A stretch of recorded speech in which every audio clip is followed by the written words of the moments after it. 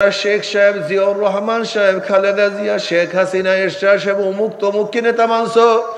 কিয়ামতের ময়দানে লিডাররা, নেতারা তোমাদের সামনে থাকবে, অনুসারীরা পিছনে থাকবে। লিডাররা যেখানে যাবে তোমরাও সেখানে চলে যাবা। আর যারা আমার নবীকে নেতা মানবা, যারা আমার নবীকে নেতা মানবা, উলামায়ে কেরামকে নেতা মানবা, আল্লাহর কসম করিয়া বলিয়া থুইয়া গেলাম, কিয়ামতের ময়দানে নবী আমাদের সামনে থাকবে, উলামায়ে কেরাম আমাদের সামনে থাকবে। আল্লাহ নবী যেখানে যাবে আমরাও সেখানে চলে যাবো ইনশাআল্লাহ। নারে তাকবীর। আল্লাহ আজকে দুনিয়ার মামলায় ম্যাজিস্ট্রেট করে হারলে জজ করে আপিল করিয়া, জজ করে হারলে হাইকোর্টে আপিল করিয়া, হাইকোর্টে হারলে সুপ্রিম কোর্টে আপিল করিয়া যে তার আশা করা যায়। কিন্তু খোদা না খাস্তা, খোদা না খাস্তা, খোদা না খাস্তা, মৌতের মামলায়, কবরের মামলায়, কিয়ামতের মামলায়, ওই মিজান পুলসরাতের মামলায় যদি একবার স্লিপ কাটিয়া যায় আর তো দ্বিতীয়বার আপিল করা যাবে না। হে মুসলমান, ইমানকে মজবুত করো। দুনিয়া কিছু না, দুনিয়া এক স্বপ্নের জিন্দেগি। কবে জন্ম হইলাম, কবে দাঁত উঠলো, আবার কবে দাঁত পড়লো, আবার কবে দাঁত উঠলো, আবার কবে দাঁত পড়লো, কবে চেহারার মধ্যে দাড়ি ওঠা শুরু করলো, আবার কোন তারিখের থেকে কোন রং তুলি কাঁচা দাড়ির মধ্যে সাদা রং লাগানো শুরু করলো। কে চোখের পাওয়ার হরণ করতে আছে, কে হাতকে দুর্বল করিয়া ফেলাইতে আছে, কে কোমর মাজাকে ঝুঁকাইয়া ফেলাইতে আছে। যেরকম বিকাল বেলা গরু ছাগল গুলি রাখাল হাঁকাইতে হাঁকাইতে গোয়াল ঘরের দিকে নিয়ে যায়, ঠিক তোমাকে আমাকে কে যেন পিছন থেকে হাঁকাইতে হাঁকাইতে কবরের দিকে নিয়ে রওনা করছে। প্রতি মুহূর্তে হাঁকাইতে হাঁকাইতে কবরের দিকে নিয়ে যায়। কেউ তো কবরের কিনারায় কিনারায় চক্কর লাগানো শুরু করছে। আল্লাহ মাফ করিয়া দাও।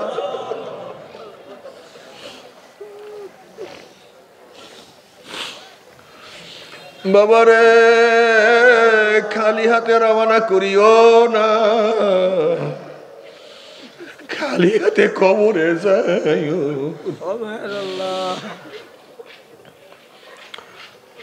আল্লাহ তোমার আমার নবী তোমাকে আমাকে হেদায়েত করার জন্য কত কষ্ট সহ্য করছেন। নবী আলাইহিস সালাতু ওয়াস সালাম হেরেমের মধ্যে নামাজরত অবস্থায় ছিলেন। আবু জাহাল বলতেছে, এমন কে আছো, মুহাম্মদ যখন সেজদার মধ্যে পড়বে তার ঘাড়ের মধ্যে উটের পচা নারী ভুঁড়ি চাপাইয়া দিবা। বুখারীর মধ্যে রওয়ায়াত আছে, আব্দুল্লাহ ইবনে মাসউদ রাদিয়াল্লাহু ফরমান, আমি সব কিছু দেখতেছিলাম কিন্তু বলার কিছু ছিল না। আমার নবী সিজদায় পড়ছে, ঘাড়ের উপরে পচা নারী ভুঁড়ি চাপাইয়া দিছে। আমার নবী মাথা তুলতে পারতেছিলেন না। কে যেন ফাতেমা রাদিয়াল্লাহু তাআলাকে খবর দিয়েছে, তোমার বাবার এই অবস্থা। ছোট বাচ্চা যখন বাবার এই অবস্থা দেখছে, কি যে ব্যথা পাইছে, কি যে কষ্ট লাগছে, চোখের পানি ঝরায় আর উটের নারী বুড়ি সরায়। যখন উটের নারী বুড়ি সরাইয়া দিয়েছে, আমার নবী মাথা উঠাইছেন। ও যুবকের দলেরা, ও মুরব্বীর দলেরা, সেই নবীকে কেন পছন্দ করো না? সেই নবীর সুন্নাত কেন ভালো লাগে না? সেই নবীর আদর্শ পছন্দ করো না? সেই নবীকে নেতা মানো না? আল্লাহ তুমি মাফ করিয়া দাও।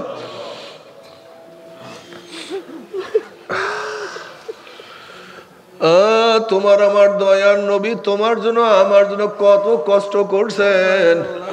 শিয়াবে আবু তালেবের মধ্যে 3 বছর আবদ্ধ করিয়া রাখছে। পানি দেয় নাই, খানা দেয় নাই, না খাইতে না খাইতে গাছের পাতা খাইয়া খাইয়া বাচ্চা। আল্লাহ মাফ করিয়া দাও।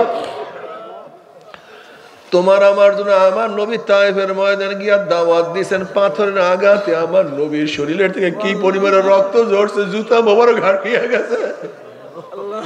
সেই নবীকে কেন ভালোবাসো না? সেই নবীর দল কেন করো না?